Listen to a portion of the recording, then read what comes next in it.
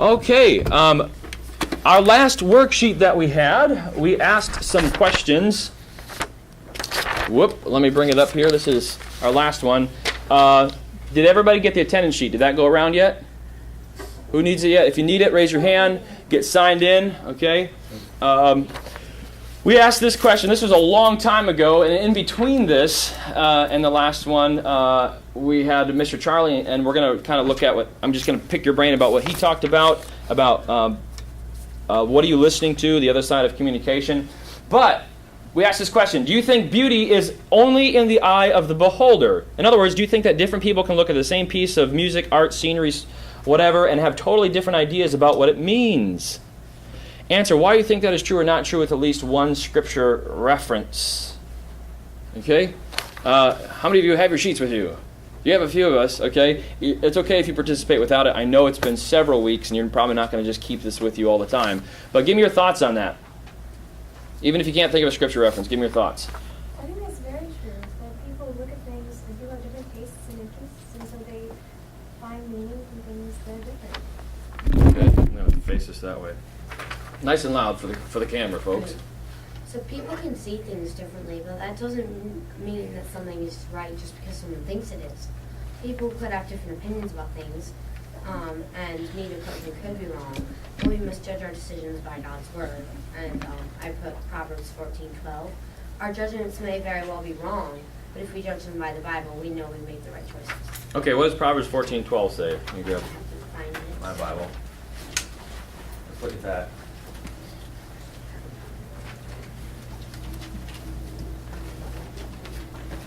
I got it. Okay. The way which seemeth right unto a man, but the end thereof are the ways of death. Okay, so there's a way that seems right unto man, but his perception is wrong. The end is really actually destruction. Now, what Morgan did, she went right to right and wrong, not necessarily to opinions about what is beautiful and what is ugly, or what is pleasing and what is not. So this question doesn't deal quite as much with the moral aspect, but with what the affection or the aesthetics would be a technical word for that. Okay, how you like it or don't like it, or how it moves you. Okay, what are your other thoughts then? A lot of it has to do with your motive for listening to or watching that. Because if it's something that really is wrong and you have the right motives, you shouldn't want to watch or listen to or look at or hear whatever it is that's wrong.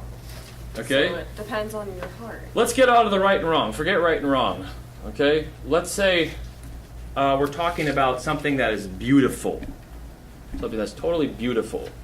Do you think one person can look at something and say that's totally beautiful, and the other person look at it and say it's trash? Yeah. Okay? Give me an example. Abstract art. Abstract art. Okay? How does that work? One person might think it looks cool, while another person's like, that looks like scribbles. Okay? Yeah, like they put together strange things and they think it looks cool because it's different. But other people just think that looks a little odd. Okay. I think maybe another way. Nice and loud, Nathan. Is the art that people do with the metal. Okay, so metal sculpting? Yeah, because my sister's like, what's that supposed Looks like a giant kidney bean. And I'm Right, like in thinking, Chicago they have that thing? It looks like a duck with a rope with a beam hanging around. Okay, it's kind of like, let's give an example that everybody can relate to. Looking at the clouds. Somebody can see it one way, somebody can see it another way. I think it's cool looking, some people don't. But, do you think that certain things possess an inherent beauty? Let me give you a for instance, okay?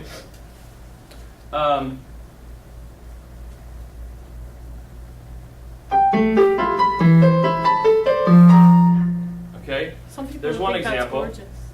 Nobody thinks it's gorgeous, by the way. Some people Versus, do. listen.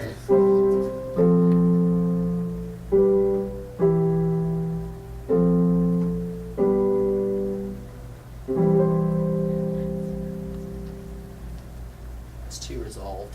It's too resolved. Okay. Do you think that there is one of those things that maybe has a little more inherent beauty to it? Yeah. Okay, you might disagree on what degree. Some of you say, I didn't really care for that so much, but it sounded okay. Whereas the other one, I might say, that was chaos. I like him just banging notes. Right, and that's exactly what I was doing. I didn't write that piece of music. Okay. What else do you think? Any thoughts? Other thoughts on that? A lot of people don't like things that they don't understand. A lot of people don't like things that they don't understand. So, for instance, I happen to like, and I wasn't going to go here with this. I'll just say it, okay? I have a lot of different tastes, okay? I like opera. You're a dork, okay? I like opera because I studied opera and I understand opera to at least to a degree. And so when I listen to it, I can tell you whether it's a good singer or a bad singer. For the most part, whether it's a good work or whether it's a bad work, as far as quality. Okay. Now I like a lot of other different music, but I can appreciate it. Now, do you think though that beauty is only in the eye of the beholder, or do you think that there are universals? Like God made things like rainbows. I think everyone would say that rainbows are very pretty. Yeah. Would you say, okay, let's say a guy comes up and says, I think rainbows are ugly. Are you colorblind? Okay. Are you colorblind? I think maybe he'd be obnoxious. I think he'd be obnoxious. Okay. So maybe, okay, if a guy comes up, or an individual comes up and says, I think that a sunset or a rainbow or the ocean is ugly, or an ocean sunset with a rainbow going over it is ugly, you would probably say that there's something wrong with that individual. Wouldn't you say that? Okay. Now, whether I drop to my knees and start weeping and crying because it's so beautiful and I want to get engaged all over again or whatever because it just moves me so much, then you go and say, that's pretty. Okay? Yeah, we might have different levels of affection towards it, but all of us would say, yeah, there's some inherent beauty, and there's probably some argument to say that their inherent beauty comes from the Lord. There is differences. So a guy's driving down the road and he sees a 2013 Corvette, and he goes, "That is beautiful."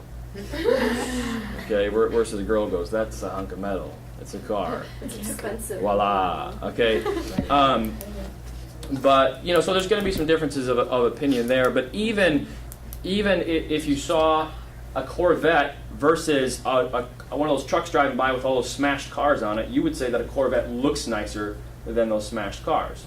Okay. If you're a junkyard owner, you might like those smashed cars because they mean money. But you would still think that they're smashed, ugly-looking cars. It wouldn't change it. That would only be by association, and all of us would say junkyard owners are weird for liking smashed cars. Okay, but that's just because of their nurturing. So there's questions about like nature versus nurture. Do we like something because we've been taught to like it, or is there actually inherent beauty or ugliness within something? I said to write down one of the saddest songs you can think of. There's a song called Last Plane Out, and it's a soundtrack. What is it called? It's called Last Plane Out, and it's so sad. It just makes you want to cry listening to it because they did it very well. You can imagine something terrible has happened, like someone died. Okay. I think that's what it's called. Does it have words to it? No. It's just a score. Okay. Have a little fun with this. Wake up. I think that's what it's called. It's found. I can't make any guarantees on this, You so. make us all cry, Pastor. Yep. There's an To grow advertisement. your business, think customers, pump up employees, we can help. Come on, wake up, And all the girls will be computer. That's stereotypical. but it's true. I thought it'd be fun to see one cry. Be funny. That's That's it?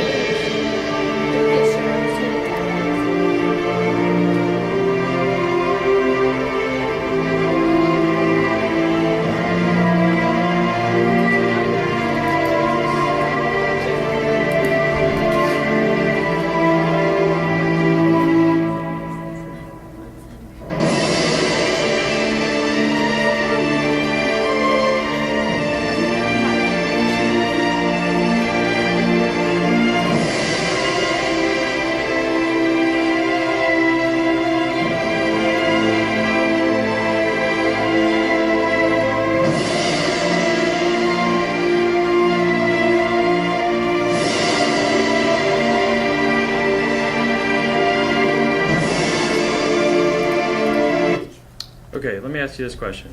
Bow your heads, close your eyes. Okay, how many of you have lost a loved one? Okay, now you can put your hands down, look up this way. What I want you to do is I want you to think about your relationship with that loved one, okay? Whether it be an aunt, uncle, grandma, grandpa, cousin, whatever, mom, dad. And I want you to think about how they meant a lot to you and you miss them, which is probably something you do occasionally. And then I want you to listen to this music, okay?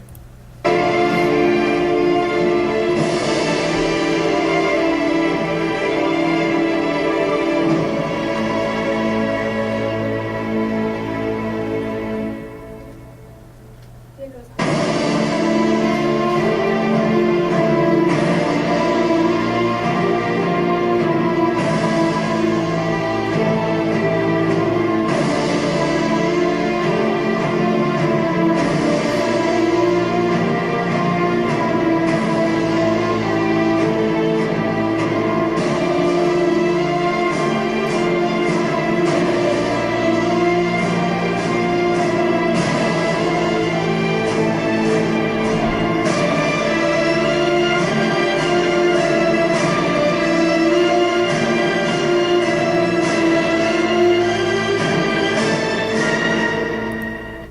Okay, I know it goes on. We gotta stop. Okay, that probably. How many of you? Well, give me some descriptions of that song. It was sad, but in more of a grand way. Okay, Like maybe. maybe a movie soundtrack. Okay, Sad so it loss. has a little bit more of an epic feel, and so whether to use that to feel what it would feel when you lost a loved one might not be the best association because it has a little bit more of an epic quality. Would you say so? Yeah, maybe more like losing a friend in battle or something. Okay, losing a friend in battle. Okay, Depression. Battle scene. battle scene. Star Okay, Wars. anguish. Would anguish be a good word for Yes, that? like I don't know. seeing Okay. people win. Any other sad songs? We can't really go to all these on YouTube, but Pretty much any song from Les Mis. okay. Yeah. Yeah, there's a well. It's about the miserable people, right? Les Miserables. Okay, so it's the miserables. So all their songs are terribly sad. Even the ones that are happy are sad. Yes. I didn't do this paper, but I remember when my grandpa passed away, they played a song with a trumpet, and because he was in the Vietnam War, and that was a sad song. Hmm. Was it Tad? Was it Tad? Maybe, probably. In Lord of the Rings, the end of Khazad-dûm, Gandalf's Lament, when they play it right after he dies, it's another. Moving sad song. Dido's Lament from Dido and Ananias by Henry Purcell. Purcell. Mm-hmm. Dido's Lament, and I believe I've heard that. I can't bring it to mind, but I've heard that song. There's a song that a guy is singing about the pain that he has given others, and he's basically saying, "Why do you love me? Because I've done all these things to you." And then another song that I can really relate to is by Coldplay. They have a song about the author had a son that had leukemia, and he's saying that he would go all the way across the world to bleed himself dry so that he could save his son. And so he's saying that his son's skin is yellow, and he's talking about all the other things that are beautiful that are yellow. Okay. So he's trying to find some relief, in a sense, from his pain. And a lot of times that's just pouring out and grieving. Now, we could talk about the right and wrongs of the different kinds of grief. Is there a wrong kind of grief and a right kind of grief? Yes. Yeah, the Bible talks about it explicitly. That we don't sorrow as those that don't have hope. And a lot of songs that talk about sorrow are very hopeless sounding. They're just kind of throwing up your hands in the air and going, there's just nothing we can do. So we could go on and say write down a song that conveys anger, but I would just look at your sheets instead. But what I want to do here, okay, we've talked about how our heart, soul, mind, and strength, we ought to love God with all those, and music affects every one of those, okay? And then we talked about how music is a means of what? Communication, okay? We didn't say necessarily that it's a language. Some people think it's a language, and you could argue that. but it's at least a tool for communication, just like volume, just like voice inflection, just like color. It's a means of communication or a tool for it. But we really haven't gotten into specifics, and that's what we're doing a little bit more today. We're getting into some specifics about those tools for communication. Now, this is going to be kind of you could call it a silly test. If there's a leftover sheet, I'll grab one of those from you. They should be all blank. If you got one that has writing on it, you got the wrong one. Okay.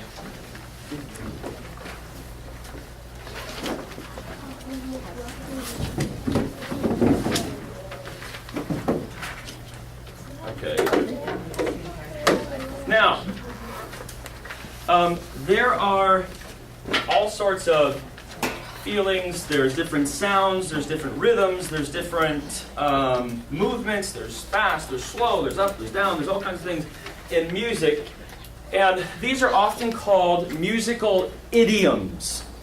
Music idioms, okay? Not like a musical idiom like a phrase you would have in English, okay? But a thought within a musical piece. Here's one. Oops, sorry. How many of you heard that one?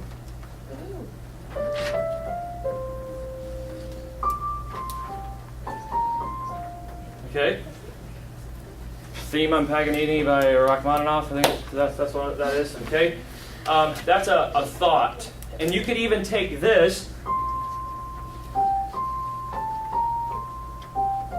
and probably, sorry, I can't play piano. You could probably take it and you could probably dissect it even more and talk about just those few notes. And say, okay, what happened in that? What was the idea in that? Okay, we're not going to do that right now, okay? But I'm just giving you an idea what a musical idiom is. So I'm going to play different things. They're not going to all be as small and contained as that. But what I want you to do is I'm going to play something.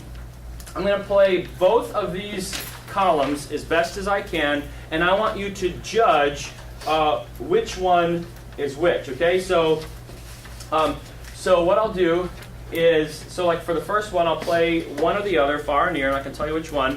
And I want you to put it in the order in which I played it, in that blank. So if I played something that sounds near, I want you to put near first. If it sounds far, I want you to put far first. You get it? And then put the second one second. Okay, so I'm going to do my best. Again, I'm not an expert pianist, but I think you'll get the idea. Here we go. Don't tell anybody, just write your own thing down. That's the first one. Now you haven't heard the second one yet, so don't write it down yet. Okay.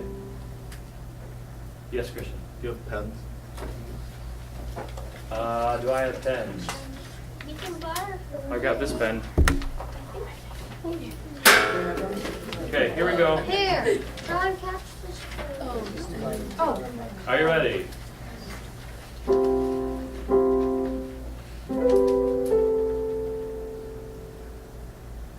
Yeah, that was your second one. Good? Play it again. Are you saying for each line, you're either doing the first one or the second one going across? Yes. Okay. So that top row, I just played either far or near, and you have to determine which one it is. Okay, then I'll go to the second row here. Play it Okay, again. Wait a okay, minute. here's the first one.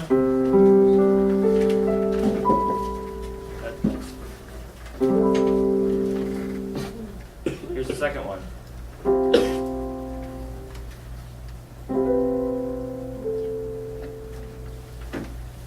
Okay?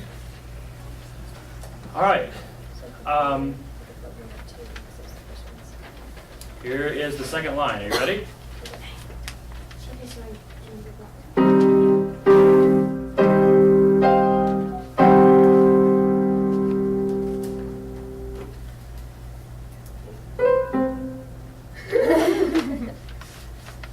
Those are two different sounds. You write down which one I played first. Oh, we're just writing down which one. Hmm? What are we writing down in the blank? The one. In the blank. Yeah. First one. Or are we writing? Ask Miss Jenny. I'm writing. Here we go. Here's the third line. Are you ready?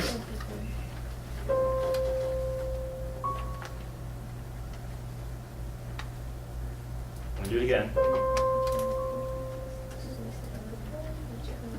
Okay. Here's the second one.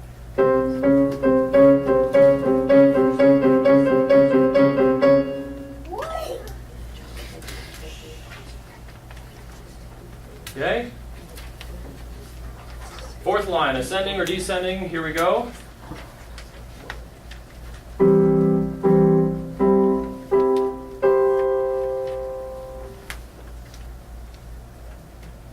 Here's the second one.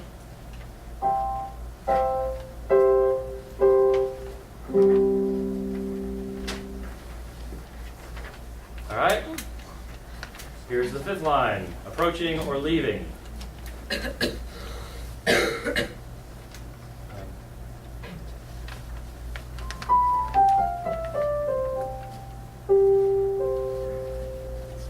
Approaching or leaving, okay? And then here's the second one in that line.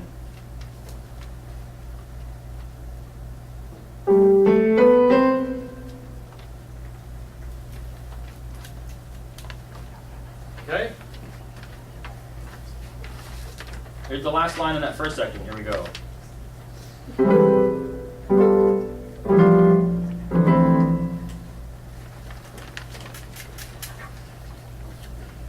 Here's the other one.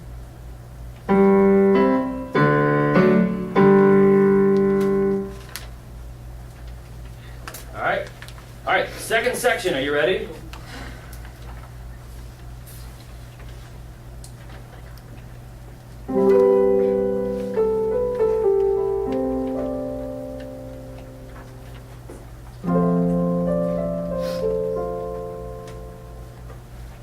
Okay, here's the second one in that first line of the second section.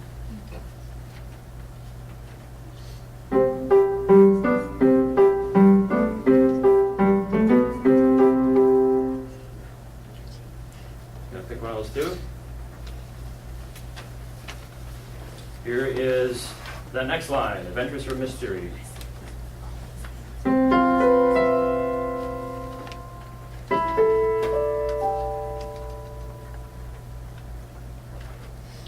Okay, here we go.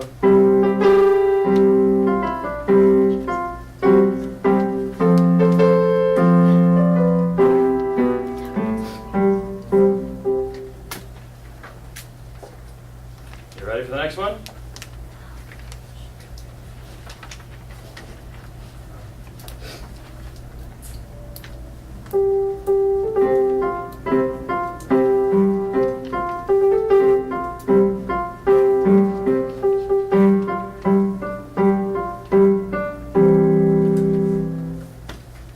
All right. Here's the next one.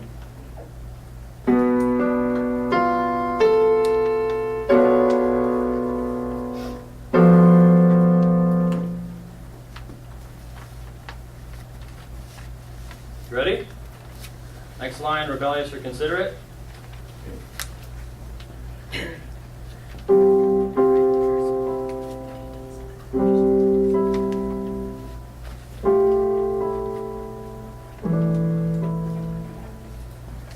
Okay, here we go.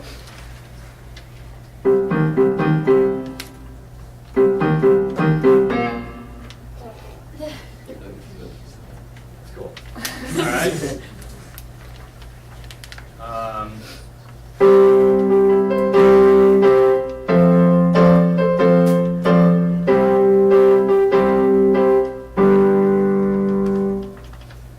it wounded or confident?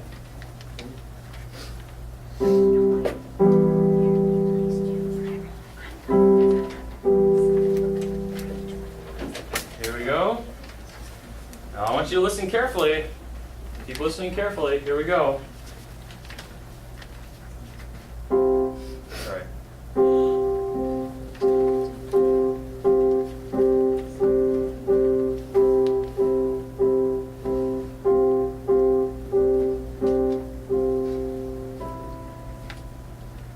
Okay, that's one.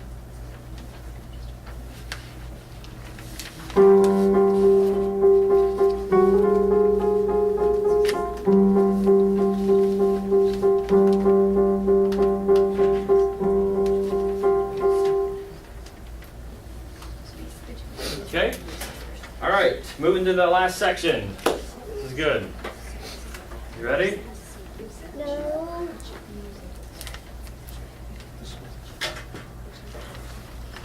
Are you ready? All right, last section. Happy or sad?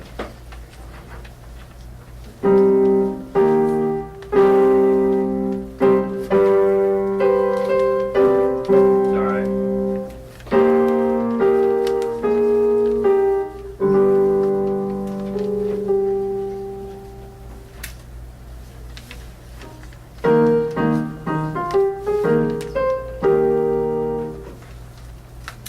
Those are the two.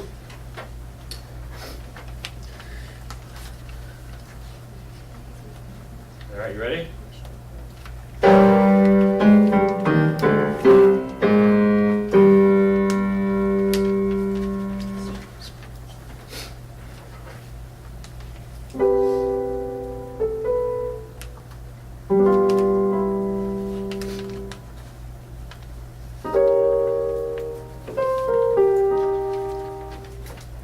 You got it? All right, second to last one. All right. I'm gonna try again.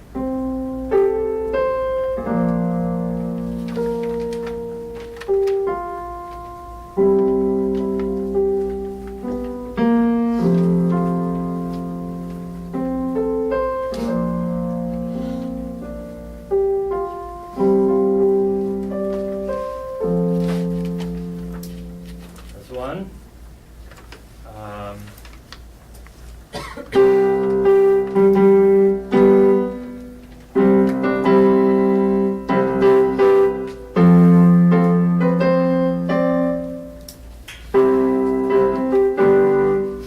Good? Here we go. Last line. Sorry.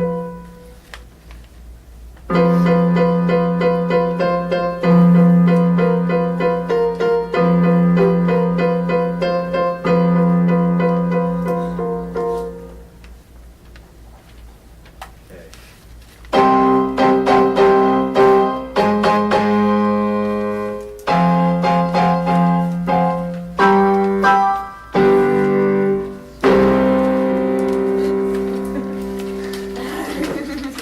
All right, they're all my rotten little musical thoughts. Okay, let's go through this. I want you to trade papers with your neighbor. I'll trade. And you're going to have to help me out because I didn't write down which one I did first, okay? So, for the first line, how many of you put far first? Far was the first one I played. I saw our partner. I was How so we were doing it, so Yeah, our that first was- part was a little rough. Wait a minute, did we switch? Are you talking about us or our partner? No, you just answer for your partner, okay? Answer for your partner.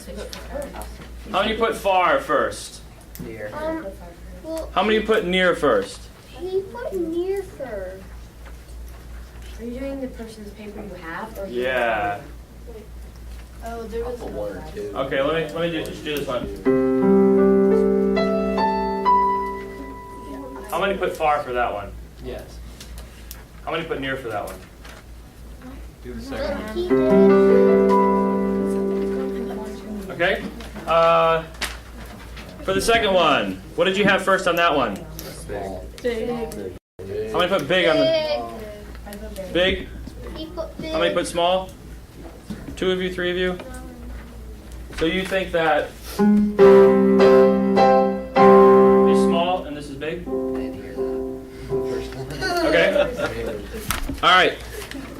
Just that's all right. If that's what you think. Okay, number 3. Moving or still was the first one. Still. Still. She's moving. Okay, that's fine.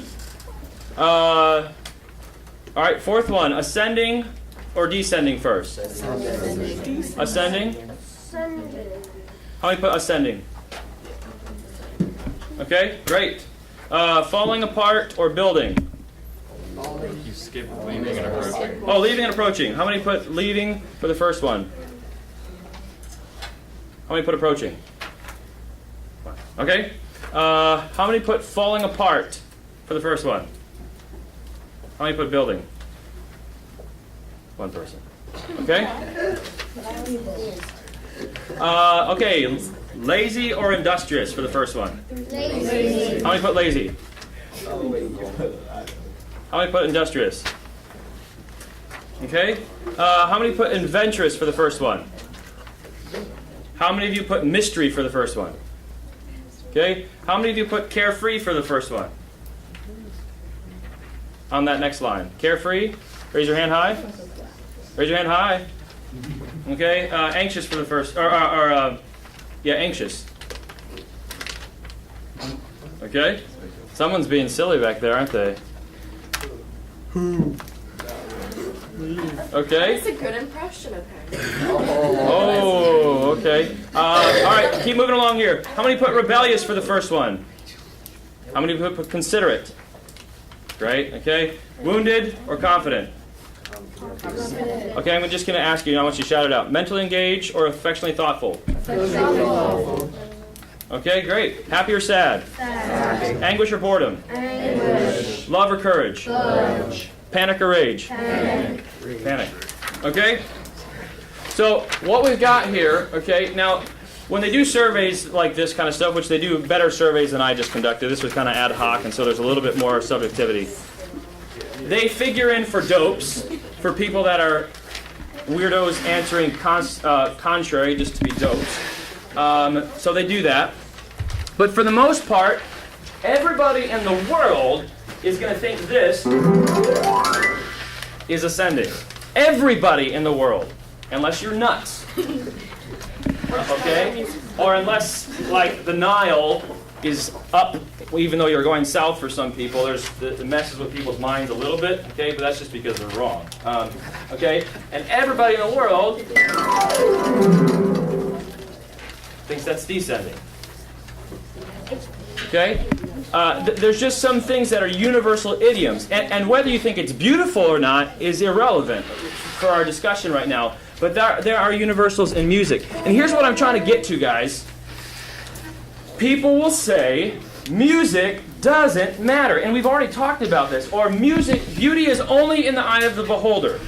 So that I can listen to a piece of music and totally think of it one way, and you can listen to it and totally think of another. And yes, there is a sense that if I have a background like I live in a junkyard versus I work in a funeral home, okay, I'm going to look at things a little bit differently. But for the most part, even those people will say, yes, it sounds like this. I just have a different impression of it.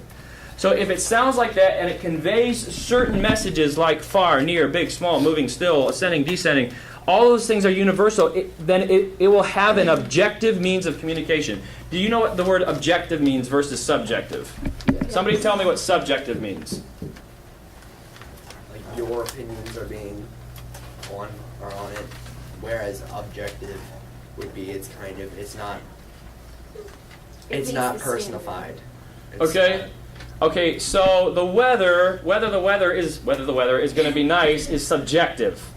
It's subjective to so many things, different patterns, but they try to get as an objective forecast as they can by looking at all that data. So objective is something that is universally true, that you can determine very narrowly, okay, very specifically, whereas subjective is kind of like blows in the wind. You're not sure. Subjective emotions. But for these things, there is pretty much objective, universal understanding about musical idioms. Okay, let's move on. I'm going to just show you a PowerPoint here real quick. Okay, F5. All right, objective musical meaning. Here's just a list. This is kind of interesting. I don't know if you can read it or not. Here's a list of some sensations.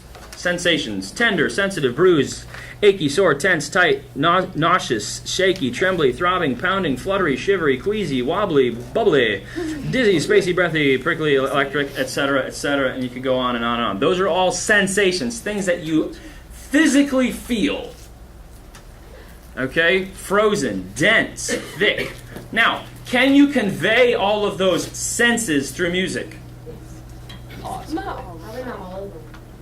Can you convey them to at least a pretty objective means or level? Yeah. Yeah, they do it all the time. What's the best example of what I'm talking about? When people can convey those things. Lyrics? Not lyrics, just music. Movie music, film scores. They can convey throbbing, pounding, shooting, just through their music. Okay? All those things. Now, those are sensations. Now, here's the question. If you can convey sensations, physical sensations through music, shouldn't we be careful what our music does? Because it makes us feel physically a certain way. Now, these are even smaller, these are all more like mental states or emotional states. And there are a bunch of them, okay? Just reading a few of them: appetizing, ardent, arduous, arrogant, beaten down, betrayed, charming, chaste, depressed, despondent, devoured, enraged, enlivened, eager. And it goes on, and it goes on. There's hundreds of these, okay? Tormented, troubled, vexed, used.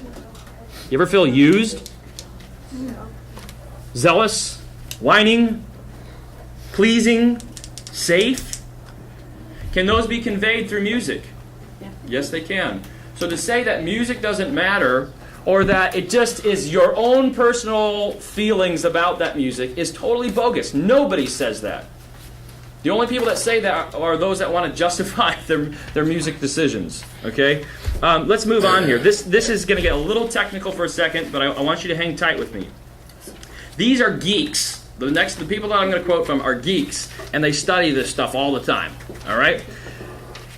Now listen to this carefully, very carefully. If experiential musical meaning is revealed only in the experience of the listener and depends on that response, in what sense is it an objective property of the music? When we say music is sad, how is that an objective property? Why do we attribute the meaning to the music rather than to the listener's experience? Here we might draw a parallel with what philosophers have called secondary properties, which include colors, flavors, similar qualities like taste, bright, orange, those kind of things. Only creatures with the appropriate sensory apparatus and perhaps with the needs that depend on color discrimination perceive green. Yet we predicate the color to the grass, not to the experience to which it gives rise in appropriate observers. This is because there is considerable interpersonal agreement in the color judgments made by observers, with the result that such judgments are more informative of what is viewed than of what may be idiosyncratic to the spectator or the conditions under which they perceive the perception of colors. In other words, when you look at this, we all say it is the color black. Thank you. Okay? And all of us see that. And it's very similar with musical idioms, and this is what they're talking about. One way of construing the color property is a causal power, that is, the capacity to produce experiences eliciting the appropriate judgment from suitably equipped or qualified observers. Music's meaning can be construed as analogous. In other words, it's the same idea.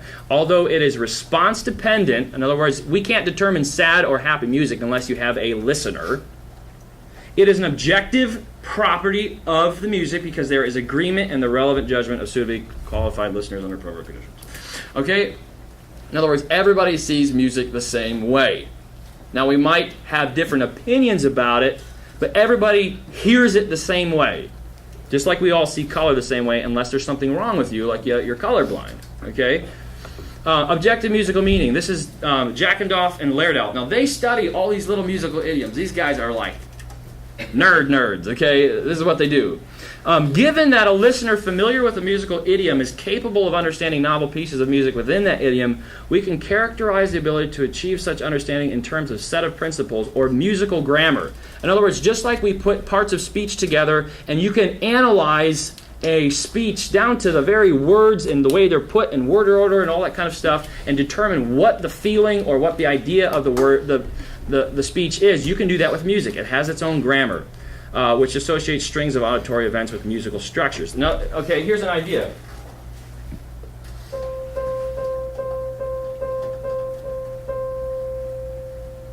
Is that different than...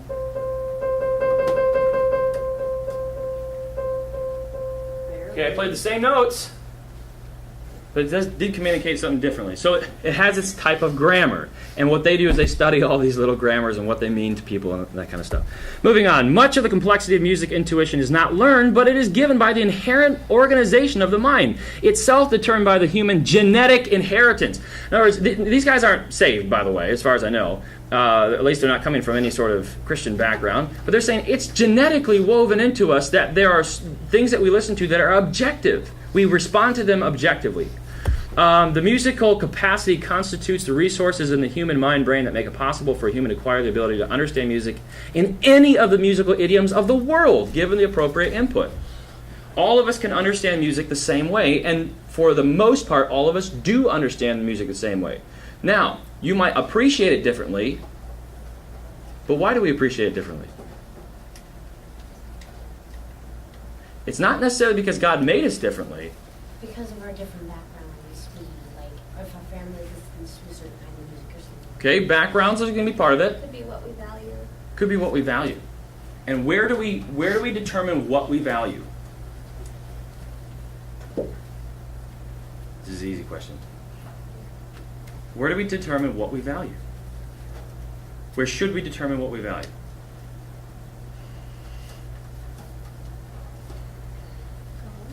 God. All right? We should determine what we value, what we should feel, what we should think, what we should do, what we should appreciate and have affection for from the Word of God. Okay?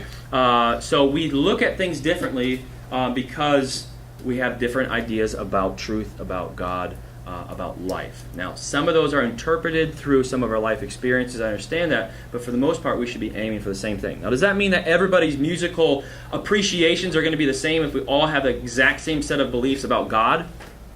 No, but they are going to be a lot narrower, aren't they? And they should be. And what did we say in the beginning of our music class? Your view of God determines everything. It determines everything. One could waltz in time with a march, but the juxtaposition would be incongruous. In other words, if you try to march when you're listening to a waltz, it doesn't work very well, because the gracefulness of the waltz movement is sharply at odds with the rigidity of heaviness of a march music. Even young children appreciate these differences in character of music. Improvise dances accordingly. Play William Tell Overture and have a bunch of kids sitting in here. What do they do? They all go like this. And they all laugh and they look at each other like, we're all doing this together, okay? So they do that. They get it. So if young little toddlers, 3-year-olds, can get that, don't you think that we all have inherent understanding of music? Yes, that's their point. Equally instinctive is the ability of audiences to interpret these conversions spontaneously. We think that such ability is intrinsic to the musical affect. In other words, it's in your genes.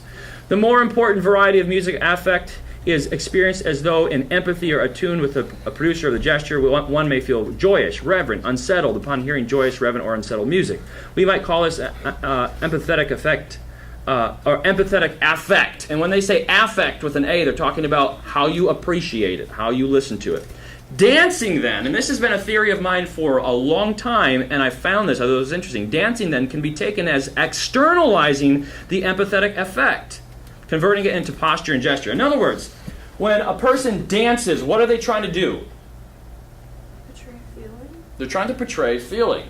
They're trying to portray the feeling, and when they dance to music, they're trying to portray the feeling of the music. That's what skaters do, that's what dancers do. And I think if you want to know what music really does to you inside, watch what it does to you outside. So you go to a rock concert and you see people grinding and doing all kinds of horrible things. That's what the music is doing to you. Do you understand that? Okay? That's what you're feeling inside, and you can bottle it up and say, no, I'm not feeling that way. But the reality is that music is making you want to feel that way. Okay?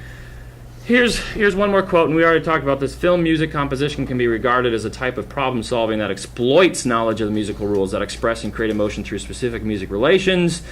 In other words, film music brings out this whole discussion so readily. Okay, you have these different leitmotifs, okay, different ideas in music, like